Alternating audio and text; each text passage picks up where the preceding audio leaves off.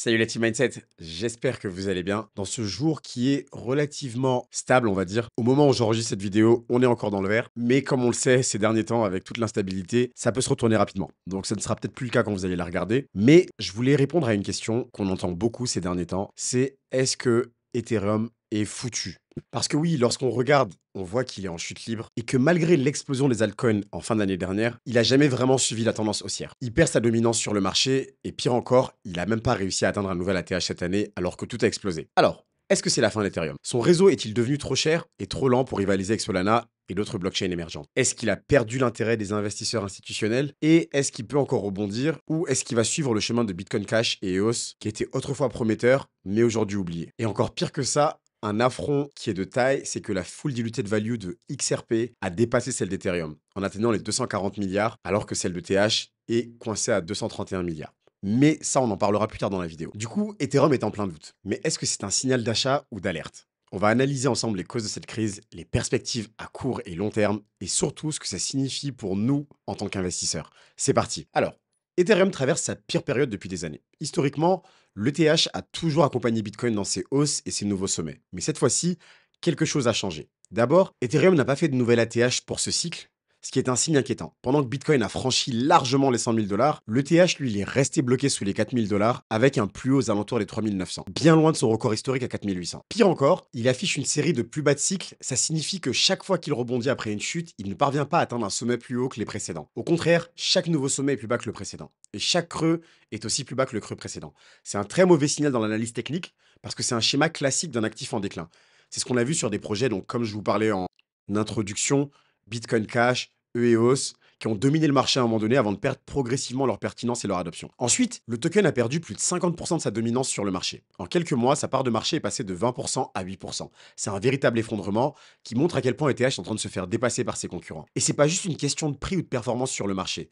Ethereum a aussi perdu un support technique clé à 2150 $, qui était un niveau de support qui était un pilier essentiel et le fait de le casser pourrait indiquer un renversement de tendance beaucoup plus profond. Mais pourquoi Ethereum est-il en crise? La réponse, elle est multiple.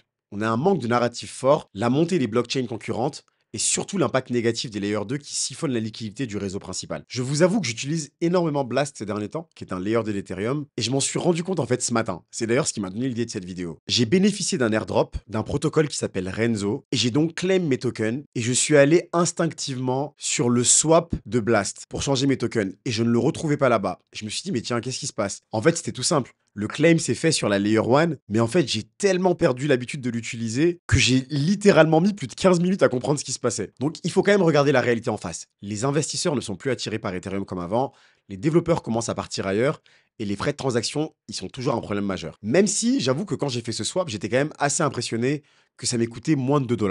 Alors, est-ce que c'est un creux temporaire ou les signes avant-coureurs d'une descente aux enfers? Pour répondre à cette question, il faut comprendre ce qui a vraiment changé ces derniers mois et pourquoi ETH ne trouve plus sa place dans le marché actuel. Ethereum, c'était un peu le moteur de la crypto pendant des années. C'était la base des smart contracts, de la DeFi et des NFT. Mais aujourd'hui, ce moteur, il tousse sérieusement. D'abord, Ethereum est en manque d'un vrai buzz en ce moment. Imaginons une soirée où tout le monde parle d'un sujet excitant et toi, t'arrives avec une vieille blague de l'année dernière. Personne ne t'écoute. C'est exactement ce qui est en train de se passer.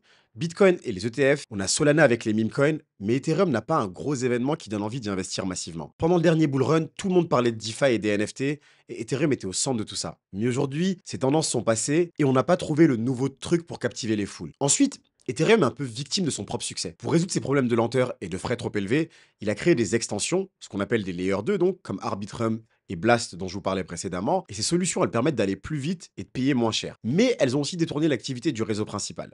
Le résultat, c'est qu'on a moins de transactions sur Ethereum et donc moins de demandes pour l'ETH. C'est comme un centre commercial qui ouvre plein de petits magasins dans les environs. Au début, ça aide, mais si tout le monde va faire ses courses ailleurs, le centre commercial, il va finir par se vider. Autre souci, Ethereum coûte encore trop cher à utiliser. Ses frais de transaction, ils restent élevés par rapport à ses concurrents comme Solana ou Avalanche, où envoyer de l'argent coûte moins d'un centime. C'est comme si tu voulais prendre un Uber et qu'on te propose un taxi de luxe au prix d'un billet d'avion. Forcément, tu vas chercher une alternative. Et on a donc XRP qui dépasse Ethereum pour la première fois depuis 2020, avec une FDV qui est supérieure à celle d'Ethereum. Même si ETH reste devant en capitalisation boursière Et en adoption, on a quand même XRP qui a une hausse de 300% depuis la victoire de Trump, une inclusion dans la réserve stratégique US, et c'est le seul grand token en hausse cette année, alors qu'Ethereum a chuté de 42%. On a donc Ethereum qui n'a plus son effet rareté qui faisait monter son prix. Avec la mise à jour de l'EIP 1559, une partie des ETH qui était brûlée à chaque transaction, ce qui limitait l'offre et poussait le prix vers le haut. Mais avec l'essor des Layer 2, on a beaucoup moins d'Ethereum qui sont brûlés, donc l'effet déflationniste est largement affaibli. Mais il y a quand même des bonnes nouvelles. D'abord, Ethereum a encore une base énorme d'utilisateurs et de développeurs. C'est comme une ville où toutes les routes sont un peu abîmées et les loyers trop chers, mais où tout le monde continue d'habiter parce que c'est là que se trouvent les meilleures entreprises et les meilleures opportunités. Même si d'autres blockchains sont plus rapides et moins chères, elles n'ont pas encore, en tout cas, et le encore est important car elles se développent à une vitesse incroyable, notamment Solana, elles n'ont pas encore l'écosystème et la solidité d'Ethereum. Mais pour vraiment rebondir, on a donc besoin d'un nouveau souffle, un événement qui capte l'attention. Peut-être que ça va venir avec la montée en puissance des actifs du monde réel tokenisé, les fameux RWA dont je vous parle régulièrement sur la chaîne, ou peut-être un retour de la finance décentralisée en force. Mais aujourd'hui, sans grande nouveauté excitante, Ethereum peine à attirer de nouveaux investisseurs. Ensuite, on doit résoudre le problème des frais. Tant que faire une transaction coûte plusieurs dollars, les utilisateurs vont préférer les blockchains qui font la même chose pour quelques centimes. Il y a des améliorations en cours, comme les mises à jour pour rendre Ethereum plus rapide et moins cher, le fameux proto-danksharding par exemple, mais ça prend du temps. Et en crypto, les gens sont impatients.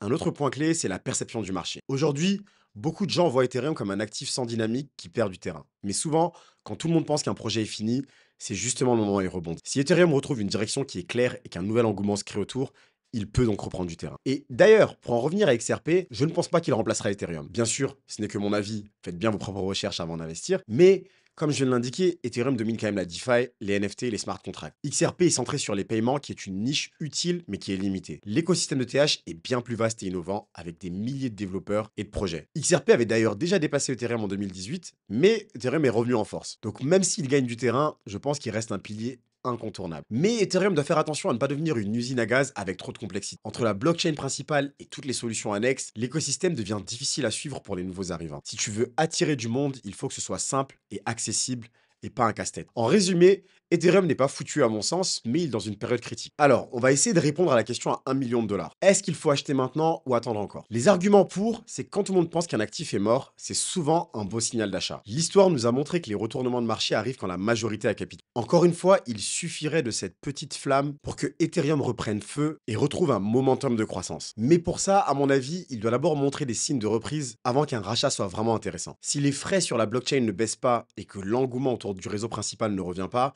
il pourrait continuer à perdre du terrain. Tant que la domination du Bitcoin est aussi élevée et que les altcoins les plus attractifs sont ailleurs, Ethereum restera sous pression. Vitalik Buterin, le fondateur, et son équipe doivent réagir vite. Il faut une refonte des frais pour redevenir compétitif et un nouveau narratif qui attire les investisseurs. Aujourd'hui, les Layer 2 qui devaient aider Ethereum sont en train de la cannibaliser. Il faut donc une vraie stratégie pour réintégrer cette valeur sur le réseau principal. Les prochaines semaines seront donc décisives. ETH doit prouver qu'il peut rebondir. S'il se stabilise et attire de nouveaux investisseurs, il redeviendra un choix solide. Mais pour ça, j'insiste encore une fois, il faut vraiment qu'on ait un catalyseur qui soit très fort. On a vu que les ETF, ETH n'ont pas été celui-ci. Il faut quelque chose de beaucoup plus fort. Donc voilà pour la vidéo d'aujourd'hui. Moi, en tout cas, personnellement, je n'en achète pas. Je concentre mon DCA sur d'autres crypto-monnaies qui ont beaucoup plus de potentiel à mon sens, même si je possède toujours de l'ETH dans mon portefeuille. Et dites-moi ce qu'il en est pour vous. Est-ce que vous en avez? Est-ce que vous en achetez? Ou au contraire, est-ce que vous n'y croyez plus du tout? Indiquez-le moi en commentaire. En tout cas, en attendant, prenez soin de vous les bros. Excellents investissements à tous. C'était Mansour. Peace.